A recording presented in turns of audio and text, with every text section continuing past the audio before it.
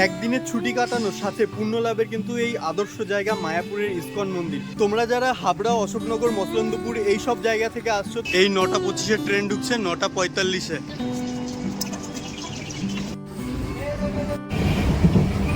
Krishnanagar city junction railway স্টেশনের উপর দাঁড়িয়ে যদি ডালপুরি না টেস্ট করলাম তাহলে আর কি করলাম। এই জলঙ্গি নদী আর হুগলি নদীর যে সঙ্গম স্থলটা, এটা কিন্তু খুব সুন্দর একটা জায়গা।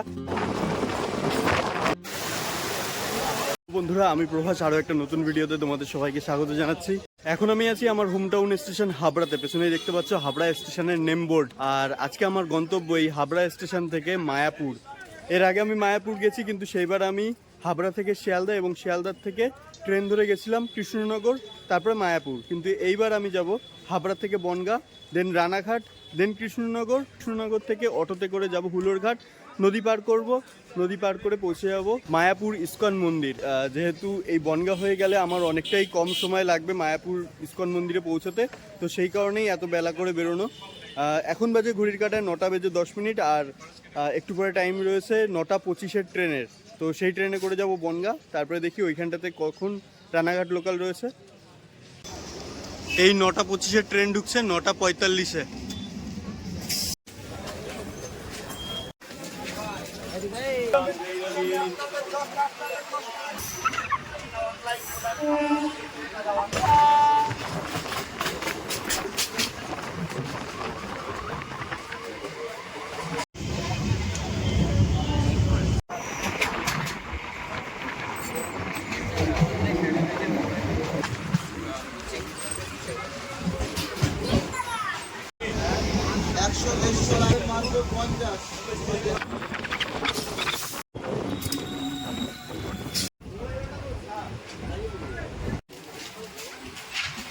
বন্ধুরা, ঘড়ির কাঁটায় এখন সময় 10:44 আর আমরা এসে পৌঁছে গেছি বনগাঁ জাংশন রেলওয়ে স্টেশন। মোটামুটি এই স্টেশনে আমাদের ট্রেনে ঢোকার কথা ছিল 10:12 আর 10:20 ছিল রানাঘাট লোকাল, যেটা কিনা বনগাঁ স্টেশন থেকে অলরেডি ছেড়ে চলে গেছে। 11:20 সময় আবার একটা রানাঘাট লোকাল আসে, তো সেই ট্রেনটাতে করে যাব আমরা রানাঘাট পর্যন্ত। মানে ট্রেনটাই যা ঝুলিয়ে দিল, এছাড়া সব কিছুই ঠিকঠাক আছে। নাহলে পুরো টাইম মতো যদি ট্রেনটা আসতো তাহলে আগের ট্রেনটা আমরা পেয়ে যেতাম। 10:47-এ বেরিয়ে যাচ্ছে ক্যানিং লোকাল বনগাঁ স্টেশনের 3 নম্বর প্ল্যাটফর্ম থেকে। বন্ধুরা, ঘড়ির কাঁটায় এখন সময় 11:05 আর বনগাঁ স্টেশনে খবর হলো রানাঘাট বনগাঁ লোকাল, যেটি আসছে 1 নম্বর প্ল্যাটফর্মে। এই ট্রেনটাই কিন্তু আবার 11:16 সময় বনগাঁ স্টেশন থেকে বনগাঁ শান্তিপুর লোকাল হয়ে রওনা দেবে শান্তিপুরের উদ্দেশ্যে। রানাঘাটের উপর থেকে এই শান্তিপুর লোকালটা যাবে, তো আমি রানাঘাটে নেমে যাব। পেছনেই ঢুকছি কিন্তু ট্রেন, চলো তোমাদেরকে দেখাচ্ছি। বনগাঁ স্টেশনে 11:16 এই শান্তিপুর লোকাল কিন্তু দেখো এখন কিন্তু পুরোটাই ফাঁকা। বনগাঁ স্টেশনের থেকে 11:16 সময় আমাদের এই শান্তিপুর লোকাল ছেড়ে যাবে এবং বেলা 12টার সময় কিন্তু গিয়ে পৌঁছাবে রানাঘাট জাংশন রেলওয়ে স্টেশন। তো এরই মধ্যে আমাদের ট্রেনের 7টা হল্ট রয়েছে। 7টা হল্টের মধ্যে সাতবেরিয়া, গোপালনগর, আকাই হালত, মাঝের গ্রাম, গাংনাপুর, নারায়ণ হল্ট, তারপরে রানাঘাট জাংশন। আর বনগাঁ থেকে রানাঘাট জাংশন পর্যন্ত আমাদের এই ট্রেনের ডিস্টেন্স কভার করবে 32 কিলোমিটার। 6:20 টাকা পেয়ারা, 3টে পেয়ারা নিচ্ছি 10 টাকা। গরমে পেয়ারা বেশ একটা পুষ্টিকর খাবার। সময় 11:19, প্রায় 3 মিনিট লেটে আমাদের ট্রেন ছেড়ে দিল Bongaon junction railway station.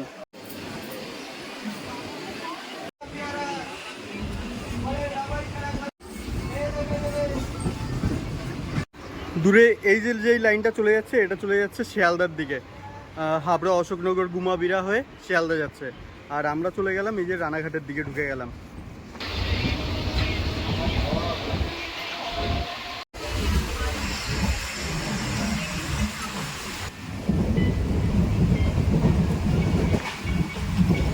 Bongaon station থেকে রানাঘাট যাওয়ার জন্য কিন্তু প্রচুর ট্রেন রয়েছে, তো সেই সবকটা ট্রেনের টাইম আমি পাশে দিয়ে দিচ্ছি, তোমরা চাইলে দেখে নিতে পারো।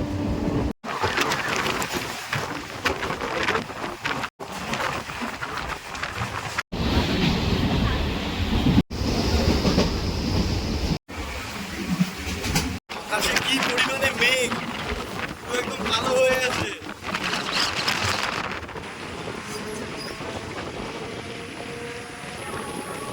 নবরায়নগর পার করলাম আমরা। এরকম মেঘলা একটা ওয়েদার সাথে এত সুন্দর একটা ট্রেন জার্নি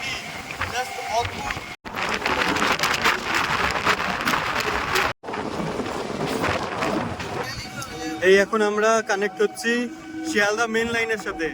মেন লাইন থেকে একটা শিয়ালদা থেকে ট্রেন আসছে গেদে যাওয়ার জন্য। এই যে গেদে লোকাল শিয়ালদা থেকে আসছে।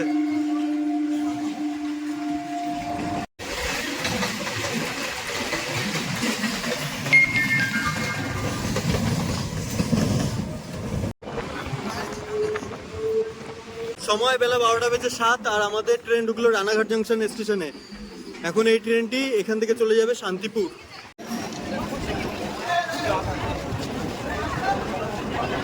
যে ট্রেনটাই করে এসেছিলাম শান্তিপুর লোকাল, সেটা এখনো দাঁড়িয়ে আছে। এটা কিছুক্ষণ পরে এখান থেকে ছেড়ে চলে যাবে শান্তিপুরে। আর এই রানাঘাট স্টেশনেই কিন্তু আসবে শিয়ালদা থেকে লালগোলা মেমু স্পেশাল ট্রেন। তো সেই ট্রেনে করে যাব কৃষ্ণনগর পর্যন্ত। সেটার টাইম রয়েছে হচ্ছে 12:09। আর বৃষ্টি তো সেই লেভেলে শুরু হয়ে গেছে। এই একটু ছেড়ে নিচে দাঁড়াই। দেখো রানাঘাটে শুরু হয়ে গেছে বৃষ্টি। রানাঘাট স্টেশনের 1 নম্বর প্ল্যাটফর্মে দিয়েছে লালগোলা প্যাসেঞ্জার ট্রেন। তো চলো যাই। প্যাসেঞ্জারের বদলে ঢুকেছে লোকাল ট্রেন। এটা লালগোলা।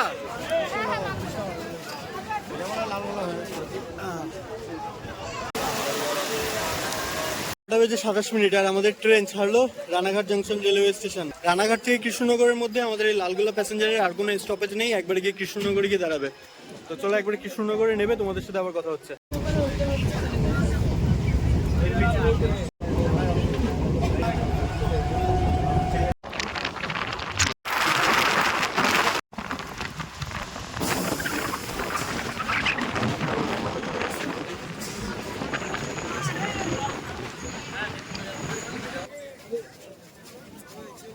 তো বন্ধুরা চলে এসেছি আমরা Krishnanagar city junction railway station. সময় এখন 1:20। এখান থেকে এখন আমাদেরকে অটো ধরে যেতে হবে হুলোর ঘাট। আর সেখান থেকে নৌকাতে করে আমাদের পার করতে হবে জলঙ্গি নদী। নদীর ওই পারেই রয়েছে মায়াপুর ইস্কন মন্দির। তো সেখানটাতে যাব। চলো এবার স্টেশনের বাইরে যাই।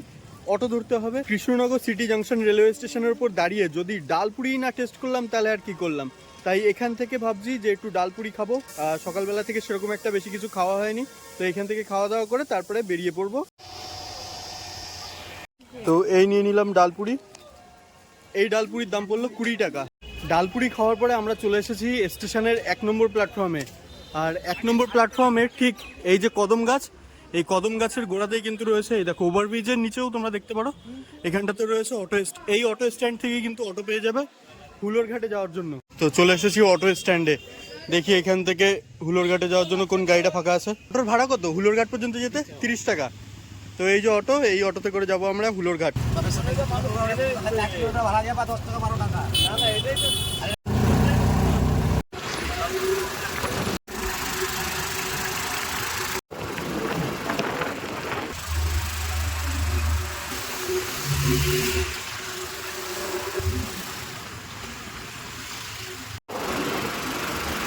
অটোতে করে কৃষ্ণনগর থেকে আমাদের এই হুলোর ঘাট পর্যন্ত আসতে প্রায় আধা ঘন্টার মতো সময় লেগে গেল। আর এখন আমার সামনে রয়েছে হুলোর ঘাট আর সামনেই রয়েছে জলঙ্গি নদী। তো এখান থেকে টিকিট কাটবো, টিকিট কেটে যাবো ওই পারে। তো কেটে নিয়েছি টিকিট। আর এই টিকিটের দাম পড়লো 3 টাকা নদী এপার ওপার করতে। দেখো আমার পেছনে রয়েছে জলঙ্গি নদী, মানে আমিও এখন জলঙ্গি নদীর ওপরেই রয়েছি। এই জলঙ্গি নদী আর হুগলি নদীর যে সঙ্গম স্থলটা, এটা কিন্তু খুব সুন্দর একটা জায়গা। তো যখন তোমরা মায়াপুর থেকে নবদ্বীপ যাবে বা নবদ্বীপ থেকে মায়াপুর ঘাট পর্যন্ত আসবে, তখনই কিন্তু সেই সঙ্গম জায়গাটা দেখতে পারবে। আমরা এখন জাস্ট জলঙ্গি নদীটা এপার ওপার করছি, সেই সঙ্গম পর্যন্ত কিন্তু আমরা যেতে পারবো না।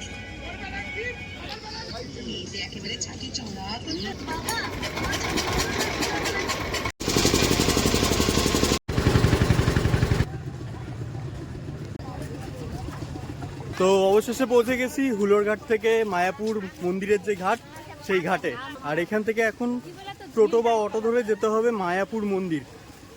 যাই বাইরে বেরোই, তারপরে বাকি কথা সেখানটা গিয়ে বলছি। তো চলে এসেছি টোটো স্ট্যান্ড।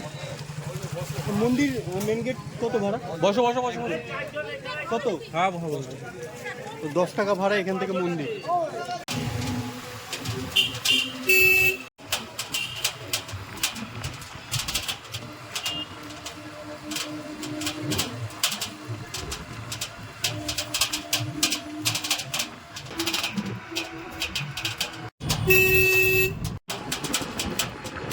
তো বন্ধুরা অবশেষে পৌঁছে গেছি মায়াপুর ইস্কন মন্দিরের একদম মেন গেটের সামনে। এই হচ্ছে 1 নম্বর গেট।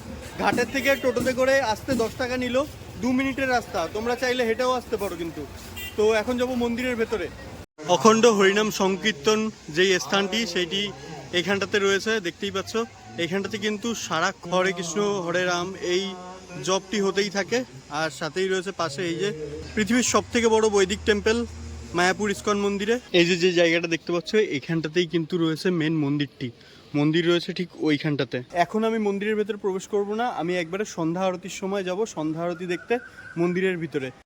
তোমরা যারা কলকাতা থেকে মায়াপুর আসতে চাও তাদের জন্য কিন্তু শিয়ালদা থেকে ট্রেন ধরাটা খুবই সুবিধা। শিয়ালদা থেকে কৃষ্ণনগর লোকাল আছে, বা এছাড়াও লালগোলা প্যাসেঞ্জার আছে, হাজারদুয়ারি এক্সপ্রেস রয়েছে। এসব ট্রেনে করে কিন্তু তোমরা চলে আসতে পারবে কৃষ্ণনগর স্টেশন।